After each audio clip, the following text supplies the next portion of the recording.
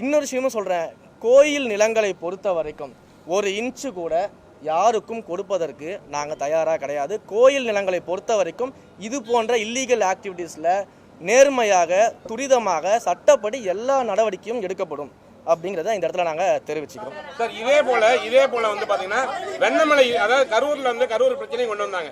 கரூரில் வந்து 4 கோயில்களில் இடம் வந்து அந்த இடம் வந்து பார்த்தீங்கன்னா உங்களுக்கு வந்து நீங்க கொடுத்ததா வந்து கோயில் இடத்த வந்து தாரவாத்து கொடுத்துட்டாங்க. அப்போ அதுவும் வந்து ஒரு விமர்சனம் வருது, செய்தியாளர் சந்திப்புன்னு சொல்லியிருக்காங்க. கரூர்லேயே 2 விதமான ஒரு குழப்பங்கள் இருக்கு.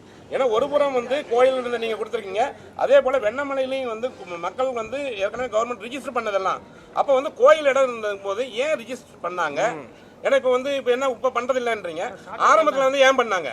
இல்லை, அருமையான கேள்வி அண்ணன் கேட்டாரு. இதுவும் ஒரு பொய்யான புரபகண்டா.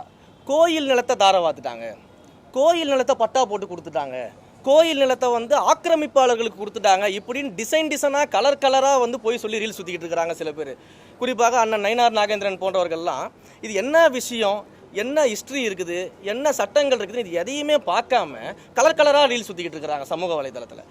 அதாவது இனாம் ஒழிப்பு சட்டம்னு ஒன்று இருக்குது. இது அண்ணனுக்கு தெரியுமா என்னன்னு எனக்கு தெரியல. இனாம் ஒழிப்பு சட்டத்தின் மூலமாக 1963-67 காலகட்டத்தில் வந்து பார்த்தீங்கன்னா பல்லாண்டுகளுக்கும் மேலாக அங்கே உழவு தொழில் செய்து விவசாயம் செய்து வந்த அந்த மக்கள், குடிவாரம்னு சொல்லக்கூடிய அந்த மக்கள் அங்கே வசித்து வராங்க.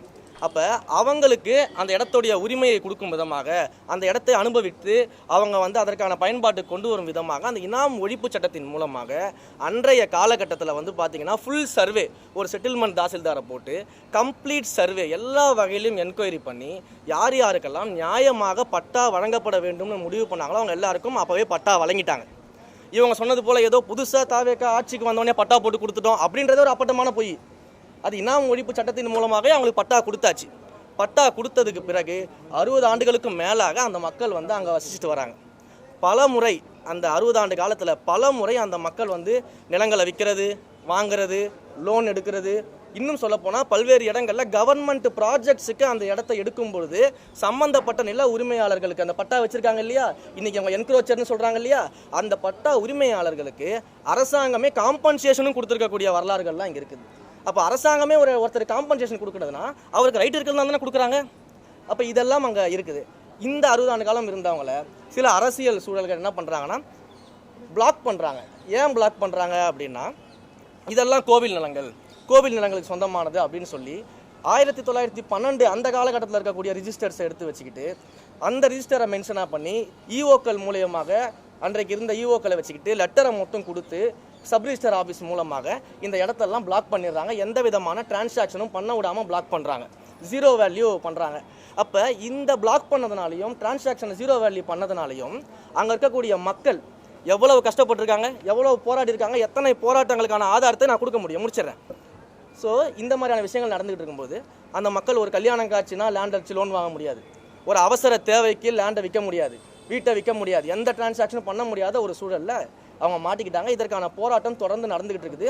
அதே போல் கடந்த தேர்தலில் இதே அதிமுக பாஜக கூட்டணி வச்சு சந்திக்கும் பொழுது இந்த இனாம் விஷயம் தொடர்பாக மக்களுக்கு ஏற்றார் போல நாங்கள் என்னென்ன நல்ல நடவடிக்கை எடுக்க முடியுமோ எடுக்கிறோன்னு சொல்லி தேர்தல் அறிக்கையிலேயே கொடுத்துருக்குறாங்க.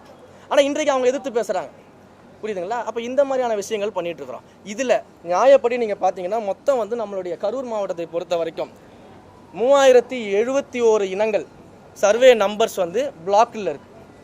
அதில் கோவில் நிலங்கள் 2024 சர்வே நம்பர்ஸ் பிளாக்கில் தான் இருக்குது. அதை யாராலையும் கை வைக்க முடியாது, ஓகேங்களா?